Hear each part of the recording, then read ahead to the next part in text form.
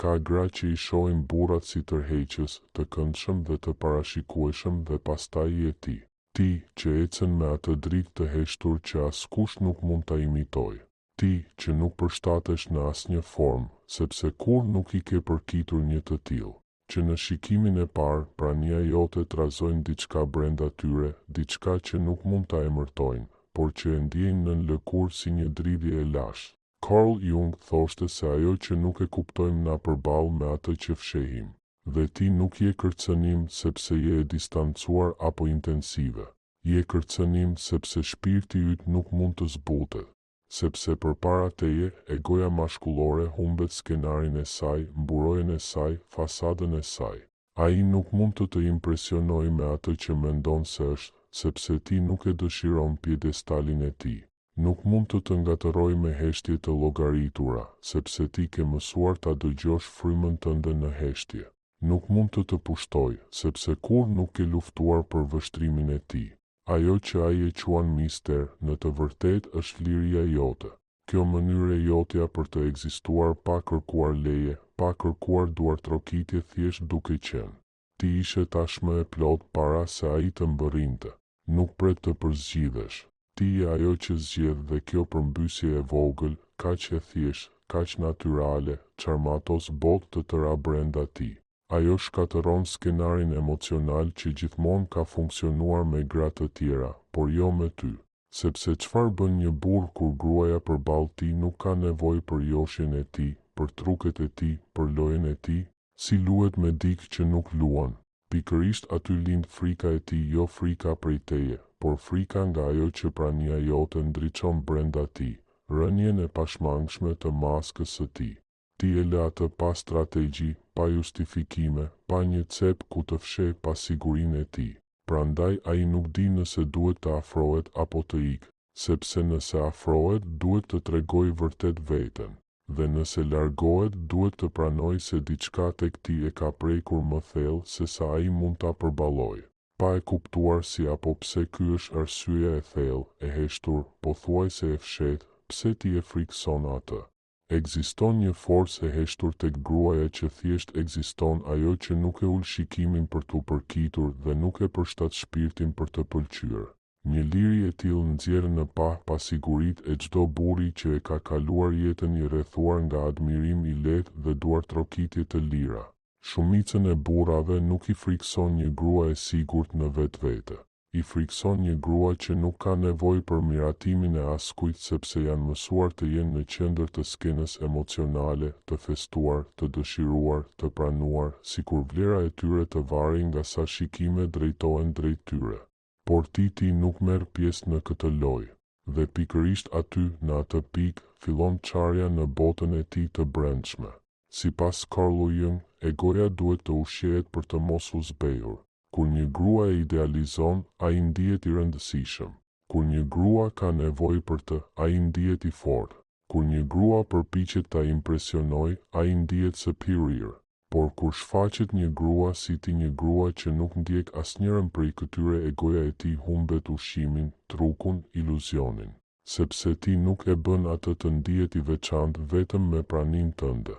Ti nuk mbart urgjencën për t'i pëlqyer dikujt. Nuk kërkon të dëshirohesh për të konfirmuar vlerën tënde. Nuk josh për të përfituar dhe nuk ndryshon për t'u përkitur. Mungesa jote e nevojës nuk është një forcë që dominon, është një forcë që qëndron mbi veten. Ai nuk di si t'i afrohet dikujt të tillë. Nuk mund ta ofrojë miratimin e tij si monedhë emocionale. Nuk mund të manipuloj me fjalë të ëmbla apo të kap me vëmendje të vogla. Asgjë nga ajo që ai jep nuk ka pushtet mbi ty, sepse ti nuk pret të marrësh diçka. Pastaj ndodh e papritura. Ai ndalon së luajturi, ndalon së menduari për taktika, ndalon së kontrolluari ambientin dhe fillon të ndiej. Të ndiej vërtet, të ndiej kurreshtje, të ndiej nervozizëm, tërheqje të pastër pa kostumin e egos. Dhe kjo e bën të pambrojtur, sepse pjesa e tij njerëzore nuk ka armaturë. Jung thoshte se kur një marrëdhënie nuk lind nga nevoja, lind diçka më e thellë, lidhja e vërtetë. Por lidhja e vërtetë kërkon të vërtetën dhe e vërteta kërkon zhveshje emocionale. Dhe për shumë burra, kjo është më e frikshme se çdo refuzim. Ti nuk je si gratë e tjera që ai është përpjekur t'i pushtoj, sepse nuk e shet veten për vëmendje dhe nuk lyp thëri me dashurie. Nuk ke asgjë për të provuar dhe asgjë për të kërkuar. Liria jote nuk e dominon e përballë me veten. Ti nuk kërkon miratimin e tij, ti kërkon të vërtetën e tij. Dhe për dikë që ka jetuar në mbrojtjen e egos së vet, e vërteta është frika më e thellë. Nuk ka ndonjë imazh të mundshëm, as sken për t'u mburur, as publik që ta duar trokas. Përpara teje, i gjithë teatri i brendshëm humbet kuptimin, sepse pavarësia jote emocionale nuk është ftohtësi, është një prani e qartë, pa frikë, pa nxitim, një mënyrë për të qenë pa pasur nevojë. Nuk pret që ai të zgjedhë. Nuk kërkon që ai të shpëtoj. Nuk ja dorëzon fijet e ekuilibrit tënd të brendshëm. Dhe kur ai zbulon se nuk mund ta trondit botën tënde emocionale, mbetet vetëm me të tijën. Aty, në atë heshtje, lind frika e tij. Sipas Carl Jung, shumë nuk i friksohen gruas intensive, por pasqyrës që ajo përfaqëson. Dhe ti je ajo pasqyrë. Jo ajo që reflekton atë që ai dëshiron të tregojë, por ajo që tregon se çfarë është ai në të vërtetë. Prandaj, nëse pranë teje ai ndihet i pambrojtur, manipulues, i pasigurt apo bosh, nuk është për shkakun tënd, është sepse prania jote nuk mbulon asgjë, por vetëm ndriçon atë që ka jetuar gjithmonë i fshehur brenda tij. Nuk mund të kontrollosh një grua që nuk ka nevojë për kërcënime. Nuk mund të manipulosh një grua që nuk i friksohet vetmisë së saj. Nuk mund të impresionosh një grua që tashmë gjen mrekulli në jetën e saj. Kjo mënyrë e të ekzistuarit e shpërbën pushtetin emocional që ai mendonte se kishte mbi gratë. Ai mbetet pa truket e tij, pa dominimin e tij, pa rolin e tij të preferuar. Jung thoshte se kur hija del në dritë, ka vetëm dy mundësi, të transformohesh ose të ikësh. Prandaj disa burra i afrohen një gruaje si ti me një intensitet pothuajse të përullur, sikur të kishin gjetur diçka që nuk din ta mbajnë. Kërkojnë me forcë dhe pastaj largohen pa shpjegim. Nuk largohen sepse nuk u pëlqen. Largohen sepse me ty nuk mund ta mbajnë gjallë gënjeshtrën për atë që mendojnë se duhet të jenë. Pavarësia jote nuk lëndon përmes distancës, por përmes lirisë. Dhe liria emocionale nuk është rebelim, është pjekuri. Një pjekuri që nuk e poshtëron, por e zhvesh. Që nuk e sulmon, por e zbulon. Që nuk e refuzon, por e përball me të vërtetën e tij më intime. Dhe për një ego që ndihet me vlerë vetëm kur ka kontroll, kjo e vërtet është frika më e thellë.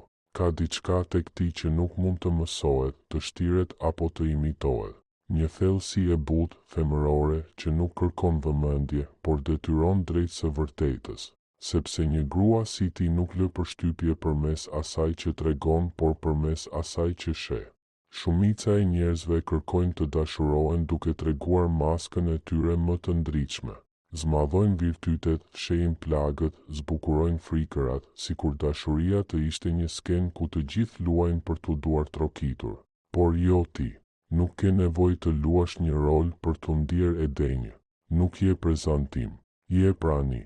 Forca jote qëndron në të shikuarit pa gjykuar, në të ndjerit pa ndjekur, në të lidhurit pa kërkuar asgjë. Kjo thellësi emocionale nuk kërkon prova, nuk vrapon pas askujt, nuk lyp vëmendje. Thjesht vëzhgon, dëgjon, percepton. Dhe kjo aftësi për të parë thelbin përtej kostumit e vendos një burr përballë së vërtetës së tij më të zhveshur.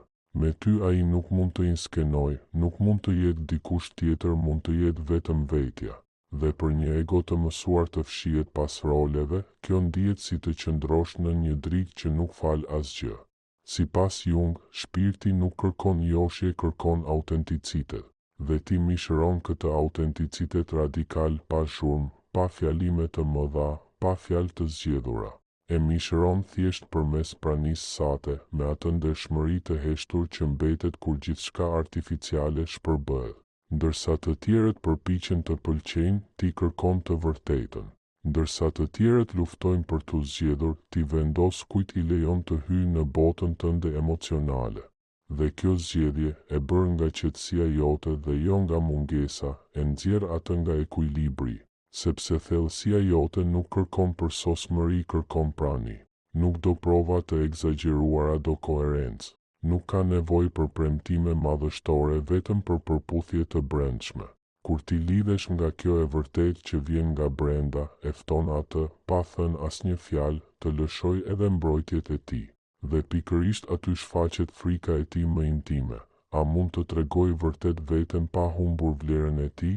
Jung përshpëriste se marrëdhëniet që transformojnë nuk janë ato që duan të kontrollojnë, por ato që janë të sinqerta. Ti mishëron këtë sinqeritet emocional që zgjon dëshirë, por edhe cenueshmëri. Nuk frikson përmes intensitetit tënd, por përmes efektit që autenticiteti yt ka mbi të. Nuk e tremb sepse flet thellë, e tremb sepse e sheh thellë. Ti nuk e refuzon dashurinë, refuzon vetëm atë që nuk është e vërtetë. Ka diçka shqetësuese për të në mënyrën tënde të qetë për të dashur ose për të mos dashur. Nuk lufton për një vend në jetën e tij, nuk konkuron, nuk e dorëzon veten për t'u zgjedhur. Dhe megjithse për ty kjo është po aq natyrale sa frymëmarrja, për të është një tërmet i heshtur. Egoja mashkullore është mësuar të ndiqet jo gjithmonë hapur, por përmes atyre gjesteve të holla që konfirmojnë rëndësinë e tij. Vështrime që kërkojnë miratim, fjalë që duan të pëlqejnë, buzëqeshje që duan të shihen. Por jo ti. Nuk lufton, nuk konkuron, nuk e sheh një burr si objektiv dhe asnjë marrëdhënie si çmim. Kjo mungesë lufte që lind nga paqja jote e huton atë. Nuk i lëndon krenarin i shem strukturën emocionale ku ai është ndjerë gjithmonë i sigurt. Kur një grua nuk lufton për vëmendjen e tij, kur nuk përpiqet të dallohet apo të fitojë një vend mes të tjerave, ai humbet atë që gjithmonë ka menduar se zotëronte, qendrën e skenës. Shumica e burrave besojnë se janë të vlefshëm sepse dikush i dëshiron, por me ty kjo logjik shembet. Bota jote nuk rrotullohet rreth pranisë së tij dhe egoja e tij mbetet pezull. Sipas Carl Jung, egoja ka nevojë për kontraste për t'u ndjerë e madhe. Ka nevojë për dikë më të vogël, më të varur, më nevojtare. Por ti nuk vendosesh aty dhe kështu ai nuk mund të ndihet i madh përmes teje. Ai duhet ta ndjejë nga brenda. Kjo është një sfidë e madhe për dikë që kur nuk e ka ndërtuar vlerën e tij nga zemra e vet. Neutraliteti yt emocional nuk është ftohtësi, është liri. Mungesa jote e vullnetit për të luftuar nuk është mungesë interesi, është dinjitet. Nuk mban askënd për të provuar vlerën tënde. Zgjedh atë që të bën mirë. Dhe nëse dikush largohet, edhe kjo është një zgjedhje. As dram, as ndjekje, as lutje të maskuara si romantizëm.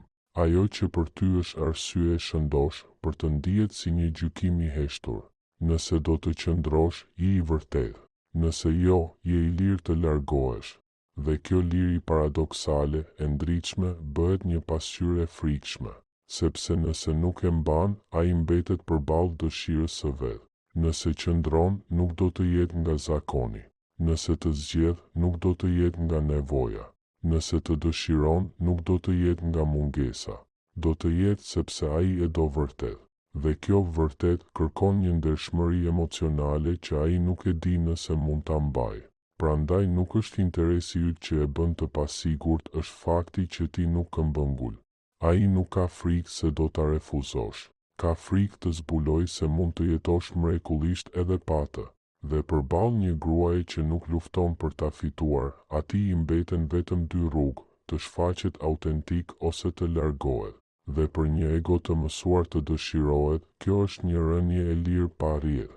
Një burr mund të tërhiqet nga shumë gra, por vetëm njëra e çarmatos vërtet, ajo që ai nuk mund ta kontrollojë. Dhe kontrolli nuk është gjithmonë manipulim i drejtpërdrejt, ndonjëherë është thjesht ndikim emocional. Shumë burra kanë mësuar, pa menduar shumë, se mund të lëvizin vetvlerësimin e një gruaje me vëmendjen e tyre, me distancën e tyre, me heshtjen e tyre. Me atë interes të ndërprerë që ngatëron dhe krijon varësi, një gjuhë e heshtur që u jep pushtet. Por me ty asgjë nga kjo nuk funksionon.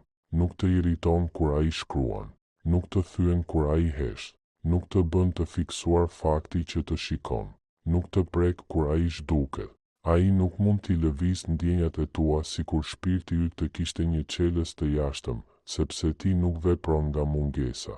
Dhe kjo e le atë pa armën e tij të fundit nuk ka pushtet mbi botën tënde të brendshme.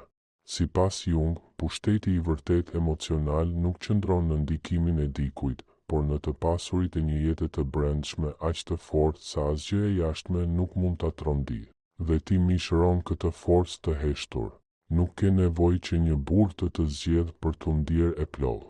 Prandaj je e pamundur për t'u kontrolluar. Jo sepse je rebele, por sepse je sovrane brenda vetes.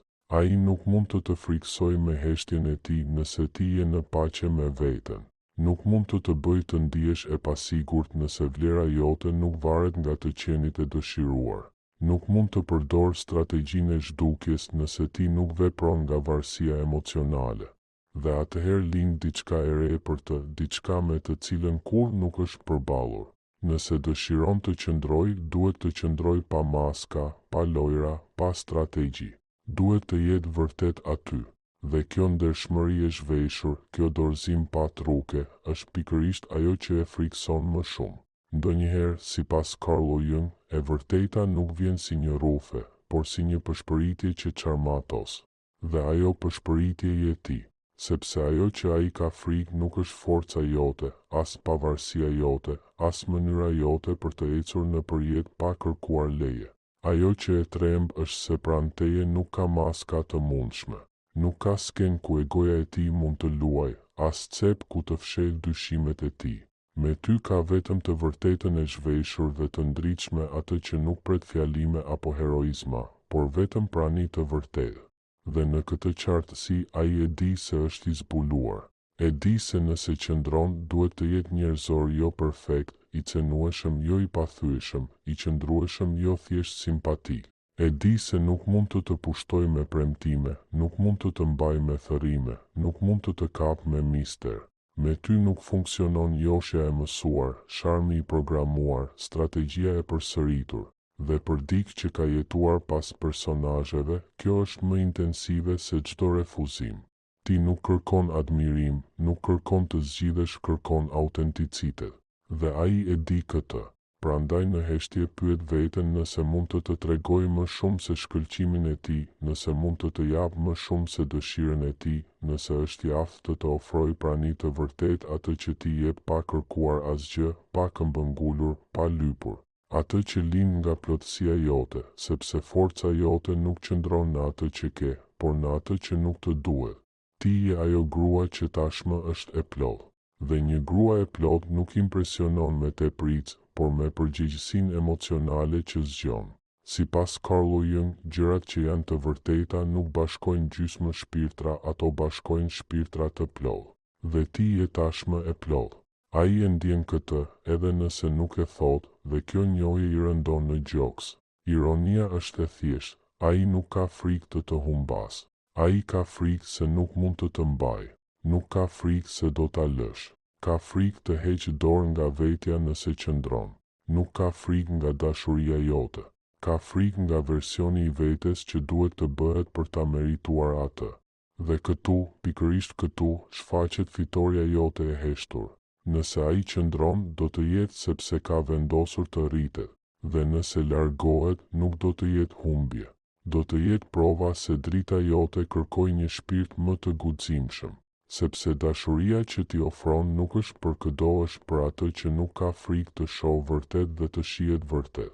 Dhe pastaj, në atë hapësirë ku ai dyshon dhe ti merr frym thellë, ndodh diçka që pak gra e kuptojnë. Heshtja gjithashtu zbulon.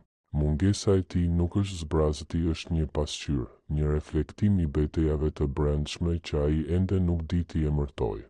Sepse kur një burr gjendet përballë një gruaje që nuk ka nevojë të jetë e nevojshme, ai qëndron i vetëm përballë vetes së tij.